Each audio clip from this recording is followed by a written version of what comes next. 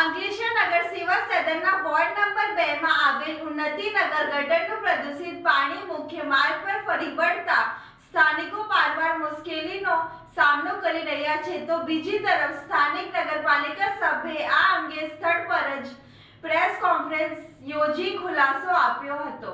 અંકલેશ્વર નગરપાલિકાના ward number 2 માં ઉન્નતિનગર વિસ્તારમાં ગટરનું પ્રદૂષિત પાણી મુખ્ય માર્ગ પર ફરી વળતા સ્થાનિક રહીશોમાં ભારે રોષ જોવા મળી રહી છે।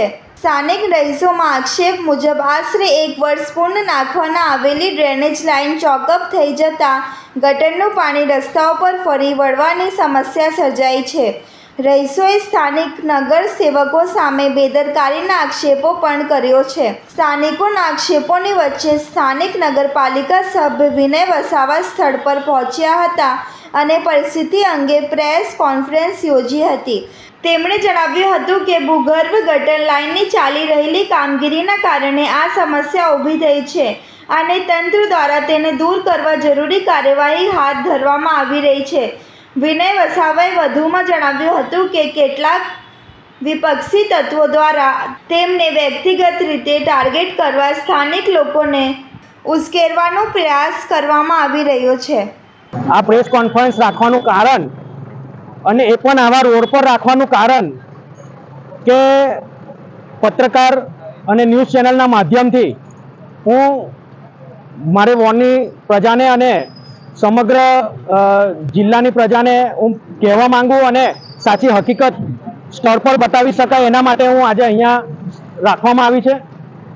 ખાસ કરીને વાત કરું તો વોર્ડ નંબર 2 માં ગઈકાલે જે ન્યૂઝ ચેનલ પર જે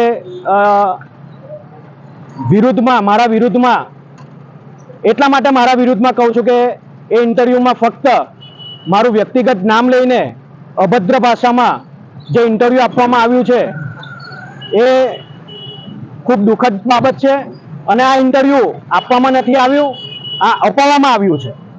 ખાસ કરીને વાત કરું તો અમે વોર્ડ નંબર 2 ના સભ્ય છે, પૂર્વ નગરપાલિકાના પ્રમુખ પણ છું અને હાલમાં પણ સભ્ય છું। ગઈ ટર્મમાં અમે ઊભા રહેલા ત્યારે મને 700 જેટલા મતથી લીડ આપવામાં આવી હતી આ વોર્ડના પ્રજાજનોએ અને આ વખતે એ લીડમાં વધારો કરીને 850 જેટલા મતથી મને લીડ આપીને આ વિસ્તારના લોકોએ મને ચૂંટી લાવ્યા છે। મિત્રો, જ્યારે આ સમસ્યા ગઈકાલે બની ત્યારે જે લોકોએ ઇન્ટરવ્યૂ આપ્યું છે એમના ખભા પર બંદૂક મૂકીને ફોડવામાં આવી છે, એમનો ખભો ઉપયોગ કરવામાં આવ્યો છે। કારણ કે જ્યારે આ છેલ્લા 10 દિવસનો સમસ્યા નથી, આ છેલ્લા 2 મહિનાની આ સમસ્યા છે અને એ સમસ્યાનું કારણ પણ હું તમને જણાવું કે વોર્ડ નંબર 2 માં તારફળિયા ઉન્નતિનગરની સામેવાળી ગલીમાં અમે 3 જગ્યાએ નવી ડ્રેનેજ લાઇન નાખી છે। આ ડ્રેનેજ લાઇન નાખવા પછી જ્યારે આ ચૌટા નાકા આપ જુઓ કે આ સ્તર મારી પાછળ જે સ્તર છે ત્યાંથી લઈને ચૌટા નાકા પમ્પિંગ સુધીની ડ્રેનેજ લાઇન 20 ફૂટ ઊંડી છે અને એ બેસી ગઈ હતી, એટલે કે આનું પાણી આગળ સુધી જતું ન હતું। એટલા માટે અમને યુદ્ધના ધોરણે ચોમાસા હાલમાં બેસવાની તૈયારી છે ત્યારે એના પહેલા અમે આ કેવી રીતના આ સમસ્યાથી લોકોને છુટકારો અપાય એના માટે યુદ્ધના ધોરણે આ કામ અમે ચાલુ કરાવ્યું હતું અને હાલમાં આપ જોઈ શકો છો કે એ પૂરું થઈ ગયું છે અને હાલમાં આ પૂરું થયા બાદ રોડની કામગીરી બી ચાલુ છે, જે ટૂંક સમયમાં અહીંયા આ કામ પણ પૂરું થશે। ત્યારે આજે આપ જોઈ શકો છો કે જે સ્તરે જે ગઈકાલે પાણી ઉભરાતું હતું એ સ્તર પર આજે સદંતર પાણી નથી।